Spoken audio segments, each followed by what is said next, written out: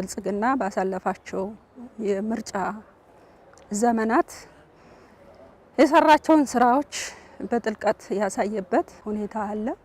በቀጣይም ብልጽግና ቢመረጥ ምን ሊሰራ እንዳቀደና እንደተለመ በትክክል ያስቀመጠበት ሁኔታ ነው ያለ። ከዛሬ 5 ዓመት በፊት ያስተዋወቃቸው ፕሮግራሞች ላይ ምን እንደፈጸመ ምን እንደከወነ በትክክል የተገለጸበትና እኛም ምናየው ምን ዳስሰው ሁሉም ስሜት ህዋሶቻችን ዲፋይን የሚያደርጉትን ነገር ነው ያቀረበው። ይሄ መድረክ መፈጠሩ የመንግስት ሰራተኛው ግልጽ እንዲሆን የተሰሩ ስራዎችን ከማወቅ አኳያ ቀጣይ ፓርቲው የሚሰራቸው ስራዎችን በደንብ አውቆ መጻኢ የሆኑ ተስፋዎችን አውቆ ከመምረጥ አኳያ የራሱን ውሳኔ እንዲወስን ያደርጋል የሚል ግንዛቤ አለኝ። ሰባተኛውን ምርጫ ወቅት ሰላማዊ ዲሞክራሲያዊና ፍትሃዊ እንዲሆን በማስቻል የመንግስት ሰራተኛው ከሁሉ ተቋማት በበለጠ ትልቅ ኃላፊነት ተሰምቶት ሊሰራ የሚችል በመሆኑ አስቀድሞ ይህንን የምርጫ ወቅት በሰላም ለመፈጸም ከመንግስት ሰራተኛው ጋር የተደረገ ውይይት ነው።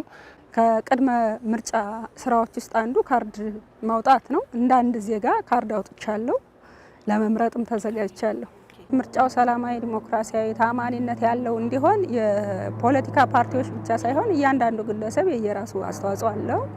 የሀገራችን ኢትዮጵያ የምትከተለው የመድበለ ፓርቲ ስርዓት ነው። አካታች የፖለቲካ አቅጣጫ ተከትላ ተፎካካሪ ፓርቲዎች የራሳቸው ቦታና ጊዜ ተሰጧቸው የራሳቸውን ስራ እንዲሰሩ እያደረገ ነው።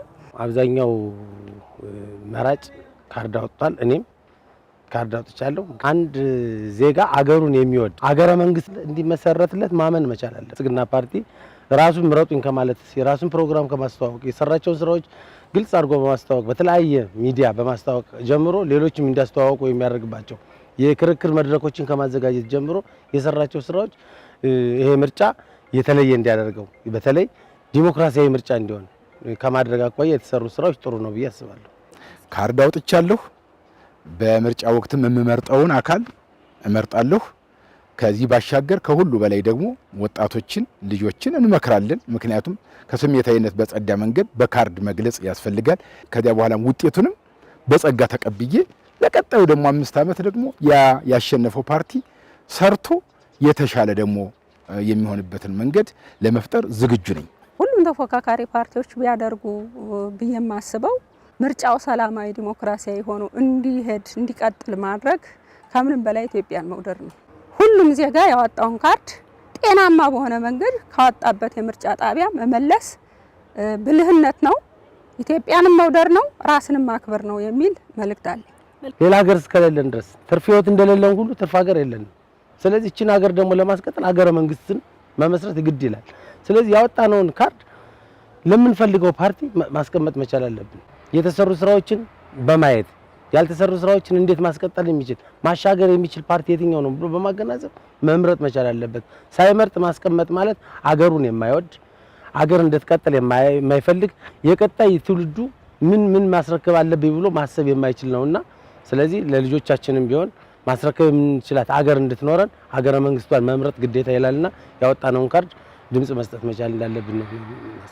ምርጫዋን በፍቅር በሰላም ማሳለፍ ይገባል ብዬ እመክራለሁ። ገዢው ፓርቲ ተቃዋሚ አካሎችን የበለጠ መድረኮቻቸውን ለነሱም ክፍት ማድረግ ያስፈልጋል፣ ምቹ ማድረግ ያስፈልጋል። እዚህ ዓመት ኮንትሪቢዩሽን ነው ለቀጣይ 5 ዓመት ከዚያም 10 ዓመት 15 ዓመት እያለ አገር በእድሜ ዘመናት ውስጥ ልቃቂት ላይ በዘመን ልቃቂት ውስጥ ላይ የኛን ደግሞ ይቺ የተሰጠችንን እድሜ ላይ አሻራችንን ማስቀመጥ አለብን ብሎ ማመን አለብን። አጠቃላይ የክልል የመንግስት ሰራተኛ ብልጽግና ፓርቲ የምርጫ ቅስቀሳውን እያደረገ ይገኛል። እኛ ያለንበት ይሄ ክላስተር የከተማ ክላስተር ተቋማት የመንግስት ሰራተኞች ናቸው። እንደሚታወቀው በሰባተኛው ሀገራዊ ምርጫ ልናሳካቸው ያሰብናቸው 2 ትልልቅ ምሰሶዎች አሉ። አንዱ አጠቃላይ የሰባተኛው ሀገራዊ ምርጫ ሰላማዊ ፍትሃዊና ዲሞክራሲያዊ ሆኖ እንዲጠናቀቅ የምርጫ ሂደቱ ሰላማዊ ሆኖ ፍትሃዊ ሆኖና በህዝብ ዘንድም ቅቡልነት ያለው እንደሆን እንደ ፓርቲ እንደ ብልጽግና ፓርቲ ስራችን ላይ ትኩረት አድርገን እየሰራን ያለ ነው። ስለዚህ አንደኛው ምሰሶና ዋና በትኩረት የምንሰራበት ስራ ይሄን ነው ብሎ መውሰድ ይቻላል። ሁለተኛው ደግሞ በምርጫ ሂደት ውስጥ ብልጽግና ፓርቲያችን አሸናፊ ሆኖ እንዳጠናቀቅ ስራዎችን እየሰራን እንገኛለን ማለት ነው። ስለዚህ እነዚህን ሁለት ዓላማዎች በማሳካት ረገድ በተለይ ምሁር የመንግስት ሰራተኛ ማለት ሚናቸው ከፍ ያለ ነው ብሎ መውሰድ ይቻላል። ከዚህ አኳያ ምርጫው ሰላማዊ ሆኖ ዴሞክራሲያዊ ሆኖ እንዲጠናቀቅ የምሁር የመንግስት ሰራተኛ አጠቃላይ ተሳትፎ ከፍተኛ ስለሆነ ሚናቸውን እንዲወጡ ድርሻቸውን እንዲወጡ የምርጫው ሂደት ሰላማዊ እንዲሆን እና በምርጫው ሂደትም ራሳቸውን አሳትፈው ብልጽግና ፓርቲን እንዲመርጡ የቅስቀሳ ስራ የሰራንበትና በመድረኩም ከፍተኛ የሆነ ተሳትፎ የታየበትና ተነሳሽነት የታየበት ስለነበረ ዓላማው እነዚህን ሁለት ግቦች ለማሳካት ታቅዶ የተሰራ ነው ብሎ መውሰድ ይቻላል።